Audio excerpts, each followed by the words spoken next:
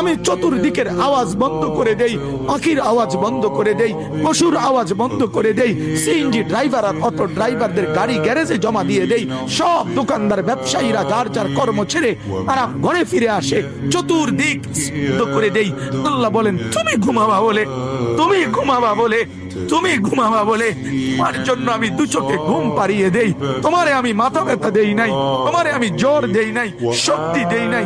আজকের রাত এই জ্বর সর্দি থেকে মুক্ত রাখছি, তো আমি আল্লাহ তোমাকে ঘুম পাড়াবো বলে। তোমার মা অসুস্থ, বাবা অসুস্থ, ছেলে অসুস্থ, স্ত্রী অসুস্থ, যদি এমন বিপদের খবর হইতো তাইলে তুমি ঘুমাইতে পারতা না।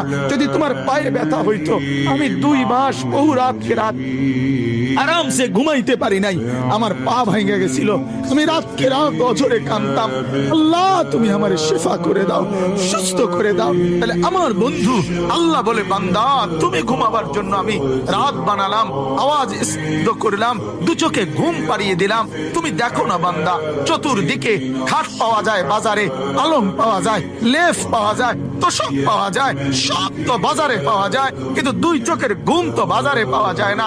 আমি ঘুম পাড়াই, আমি ঘুম পাড়াই, আমি ঘুম পাড়াই, আমি ঘুম পাড়াই। তোমার মা ঘুমায় যায়, তোমার বাপ ঘুমায় যায়, তোমার স্ত্রী ঘুমায় যায়, তোমার বন্ধুরা ঘুমায় যায়, তুমি যেই নারীকে ভালোবাসো সেও তো ঘুমায় যায়। আমি আল্লাহ আমি জেগে থাকি।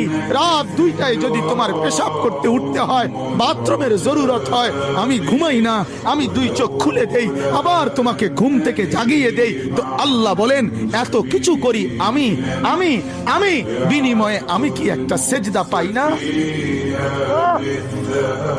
এই নাফরমান সন্তান, এই মুসলমানের ছেলেরা যারা ঢুকছো এখন, বলো তুমি মুসলমানের বাচ্চা কিনা?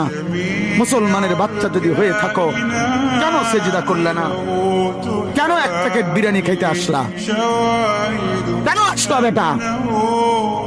লজ্জা লাগলো না বেটা? এই বেটারা কেন ঢুকলি বেটা?